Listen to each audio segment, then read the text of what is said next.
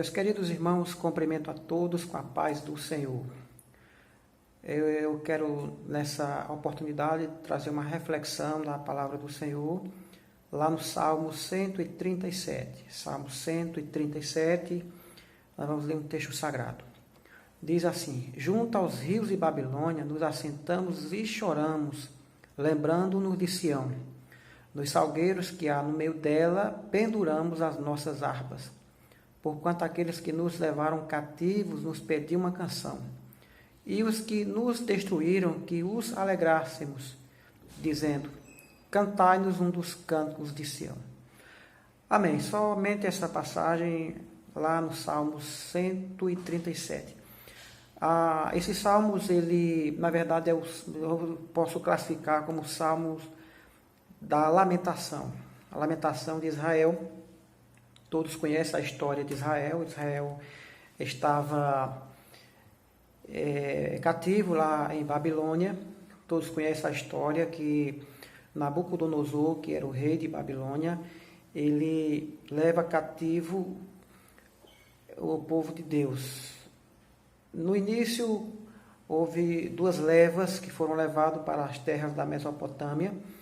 E a primeira leva foi o reino do norte, que era composto por as 10 tribos de Israel, e tinha a sua capital lá em Samaria. E era conhecido também como Reino do Norte. O Reino do Sul era capital em Judá, tinha assim as duas tribos, a tribo de Benjamim e a tribo de Judá. Então, todos conhecem a história que os reis antigos, principalmente os ansírios foram os povos mais cruéis e sem coração. Vamos usar essa expressão, sem coração.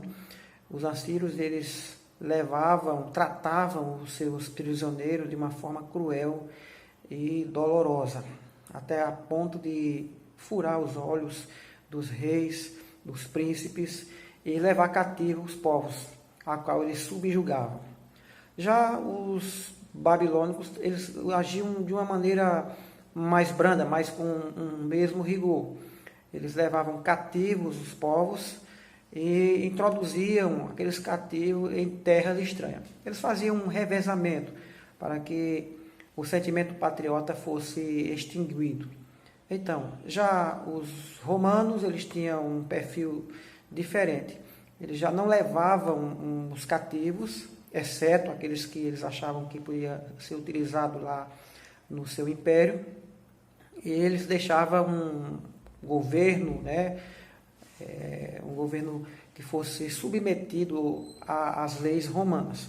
Cada povo tinha a sua maneira de tratar os subjugados, mas os ansírios, eu lendo a história dos povos, a história antiga, eu vejo que os ansírios, eles foram um dos povos mais cruéis da história da humanidade, quando se refere ao tratamento com os cativos, aqueles que eles levavam como prisioneiros.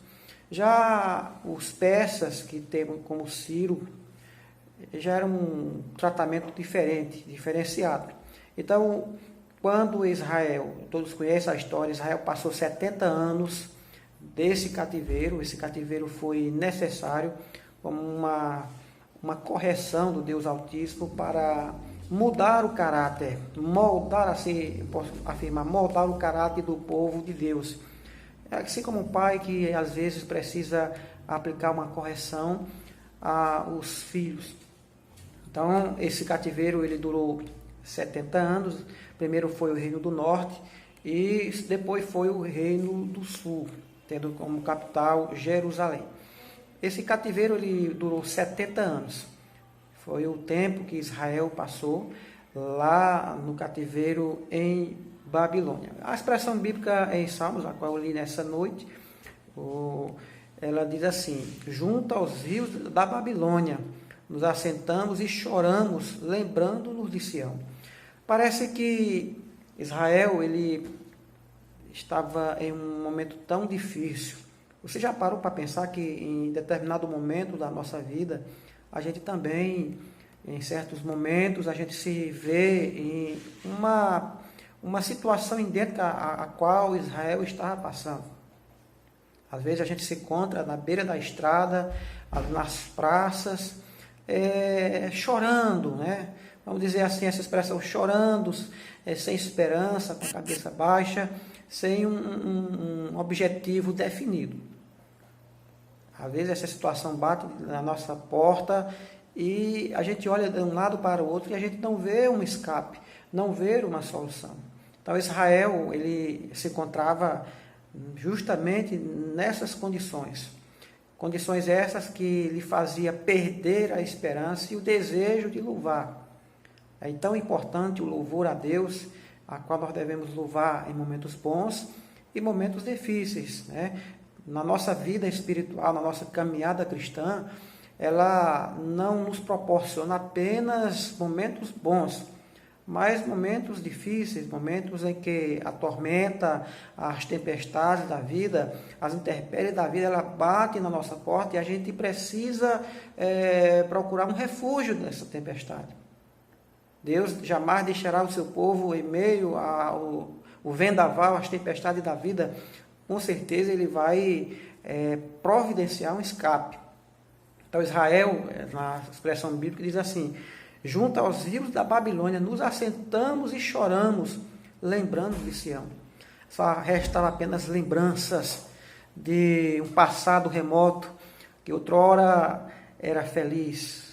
Só restava agora um passado distante de um lar, de uma terra a qual já eles não poderiam mais desfrutar.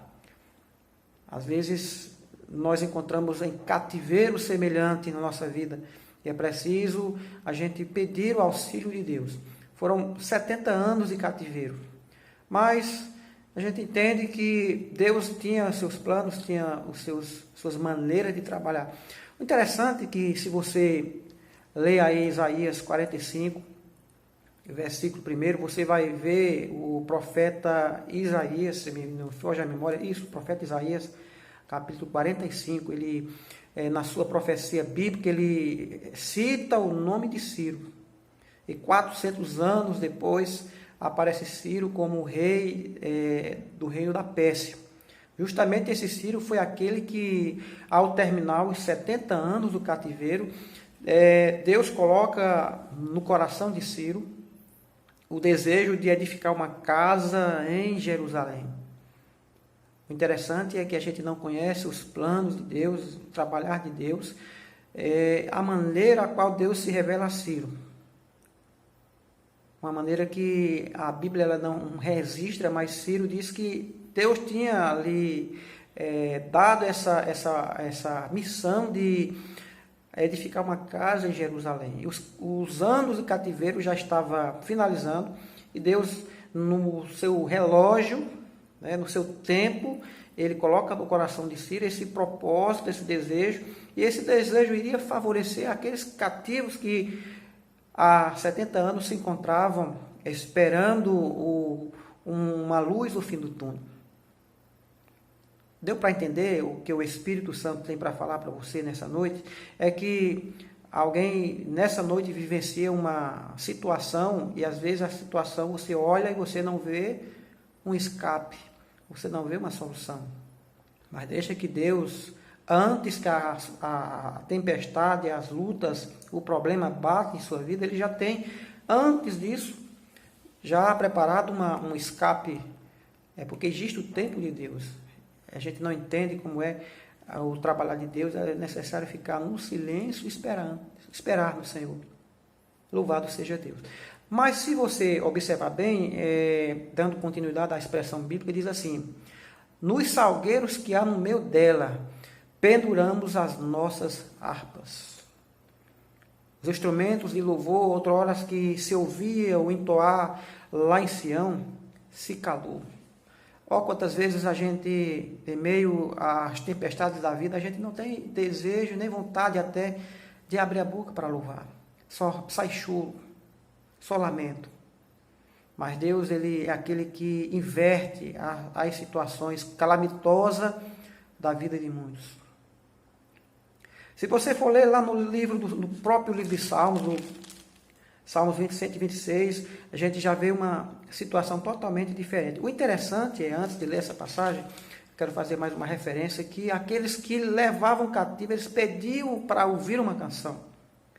Já pensou, você no meio de um problema sério, chega alguém e pede para você cantar um louvor, daqueles louvores que você canta na igreja?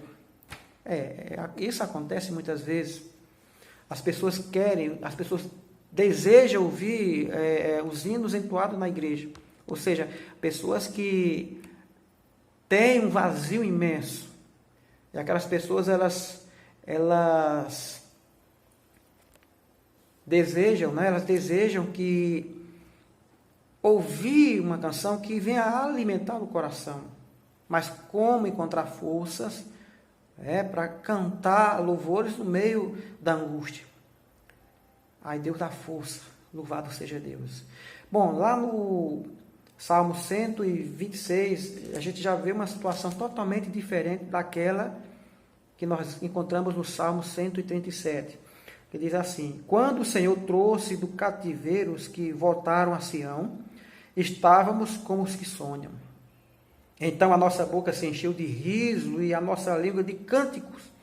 Então se diziam entre as nações: grandes coisas fez o Senhor a estes.